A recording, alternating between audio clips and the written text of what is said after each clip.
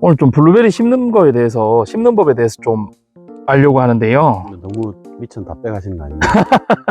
그래도 일단은 좀 여쭤봅니다. 블루베리를 피트모스로 심는 거는 들었는데, 네.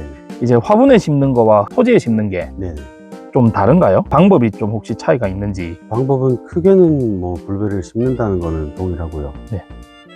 첫 번째 토경 재배는 흙에다가 아까 얘기했던 피트모스나 아니면 파쇄목이나 우드칩 혹은 뭐 톱밥 완겨 등을 섞어 가지고 유기물을 보충한 다음에 산도 교정을 하고 심는 거고요.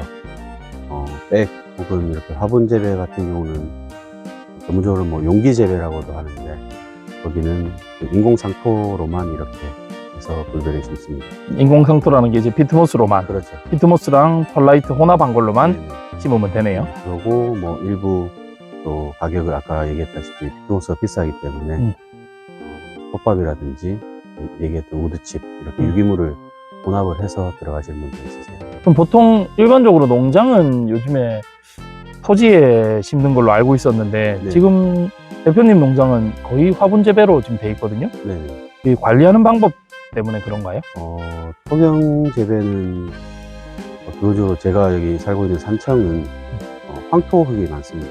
그래서 기본적으로 배수가 잘 안 돼서 저도 10년 동안 토경 재배를 하다가 재작년에 이 농장을 구성해서 이렇게 재배하고 있는데 배수가 안 되고 그리고 지금 촬영하고 있는 곳이 임대한 땅이기 때문에 솔직히 말하면 언제 쫓겨날지 몰라요. 들고 이사를 가야 되기 때문에 땅에 심으면 뽑아가기가 너무 힘들어서 그 블루베리를 포기를 해야 되는데 화분 재배 같은 경우는 쫓겨나도 들고 갈 수 있으니까 그래서 이렇게 화분 재배를 선택했습니다. 그러면 화분 재배가 아무래도 비용이 조금 더 많이 들죠? 초기 식재 비용은 많이 들어갑니다.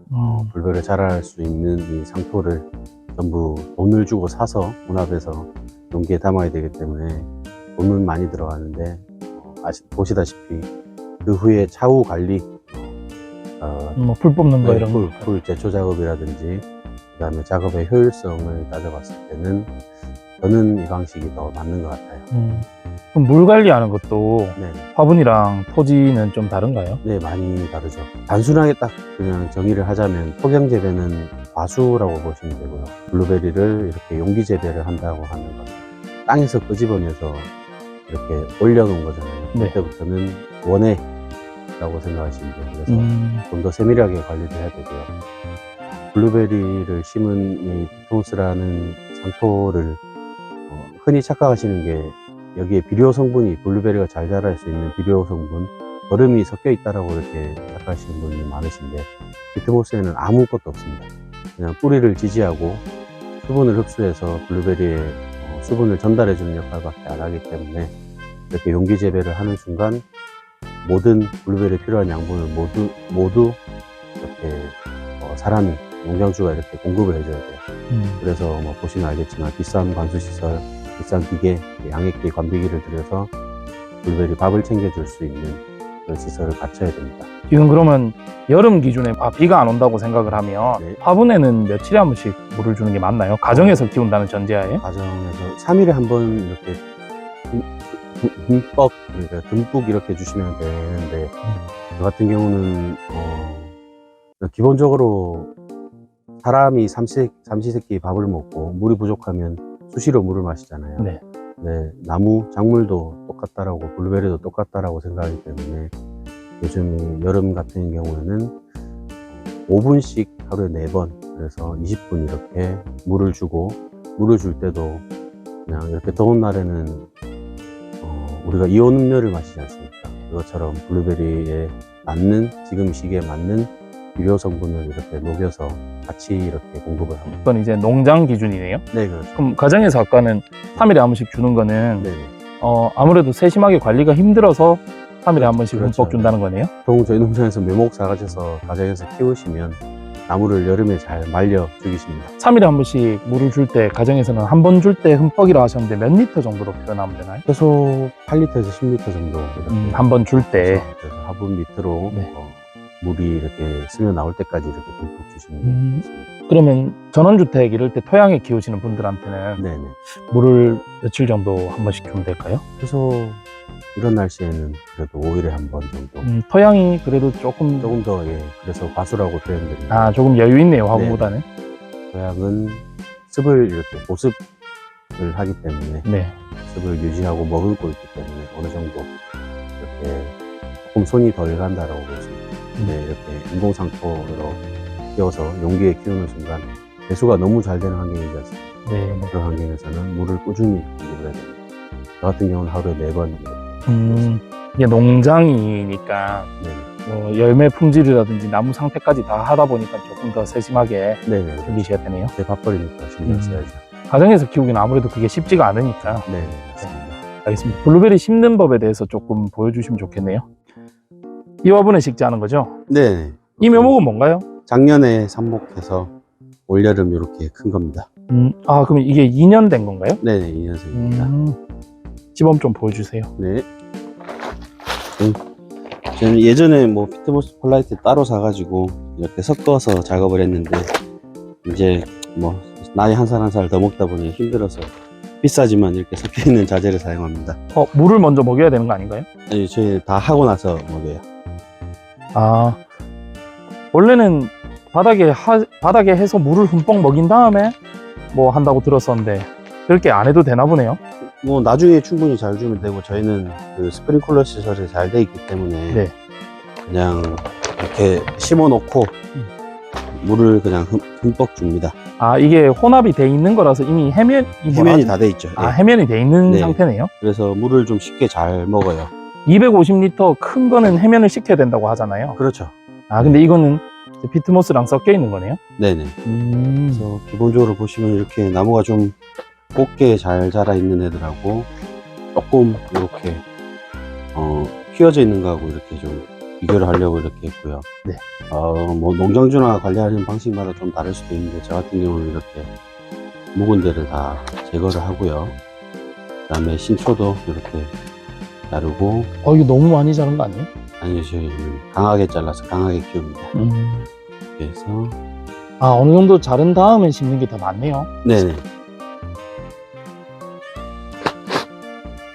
그래서 최대한 90도를 유지할 수 있도록 이렇게 심어줍니다. 심어주고 상토를 조금 더 이렇게 해서 보충을 해주네요. 네네네.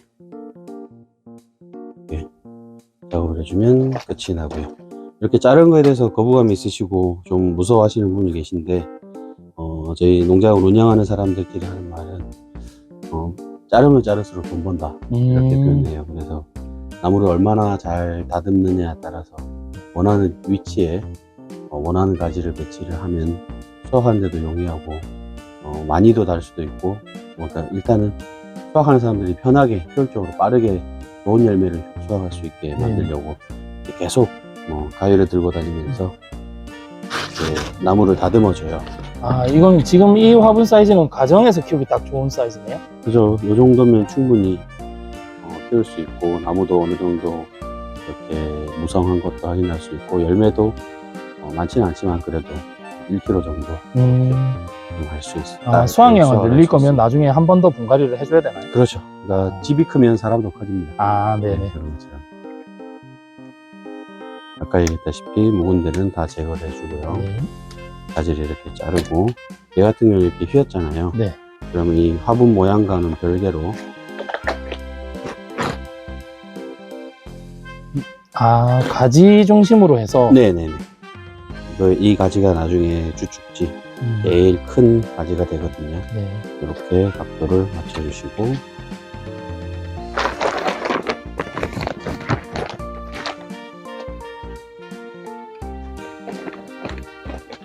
해면이 돼 있는 이 피트모스 폴라이트 혼합품을 사는 게 훨씬 더 편하겠네요. 훨씬 편한데 비쌉니다. 아 단가가. 네, 그래서 그 나라의 도움이 필요합니다. 하지만 그 해면되지 않은 피트모스 폴라이트를 따로 사서 지게차를 불러서 큰 차에서 내려야 되고 그걸 또 해면하려면 사람이 장화를 신고 발로 밟거나 아니면 굴삭기. 트랙터 혹은 굴삭기, 흔히 포크레인이라고 하는데 포크레인을 작업하거나 아니면 200만 원대 이상의 또 해면기를 제작을 하거나 또 구매를 해야 돼요. 아, 그리고 그런 거, 인건비, 경비, 장비대 이런 걸 다 생각하면 이게 저한테는 맞는 것 같아요. 이게 그런 것까지 다 포함을 하면 이 가격이 어떻게 보면 예. 비슷한가요? 네네. 아. 제가 비교를 해본 결과 네네. 자재값이냐 인건비냐 음. 요거를 선택해야 되는 거예요. 근데 저는 자재비를 선택하기로 했습니다. 인건비 너무 많이 올라가고 있어요. 네네. 지금 이 상태로 이제 물을 주면 되나요? 네네, 그렇죠.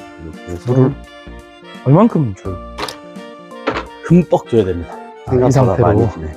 피트모스가 바닥까지 다 젖을 정도로 네네. 되나요? 처음에 물을 잘 먹질 않아요, 이렇게 상토가. 처음에 안 먹어요? 네네. 그래서 여러 번 반복을 해서 듬뿍 줘야지, 뭐 제 기준으로는 예를 들어 이렇게 손으로 준다 그러면 5일 정도는 계속 이렇게 교차하면서 한 네. 번에 물을 다 안 먹기 때문에 네. 그 상태에서 물을 계속 주면 그냥 흘러만 내리지 상토가 물을 머금질 않습니다. 이렇게 네. 보시면 둥둥 뜨잖아요. 네네. 물을 줘놓고 빠질 때까지 기다리고, 이렇게 뭐 개수가 많다면 계속 왔다 갔다 하면서 물을 줘야겠죠. 작업을 하루에 3-4번 한 5일 정도 반복을 해야지 물을 제대로 먹어요. 그래서 저는 이렇게 손으로 주는 것보다는 스프링클러 시설을 제대로 맞추고 타이머를 맞춰가지고 아까 얘기했던 횟수, 그 다음에 네. 기간을 충분히 두고 스프링클러를 돌려서 물을 먹입니다. 감사합니다. 네, 감사합니다.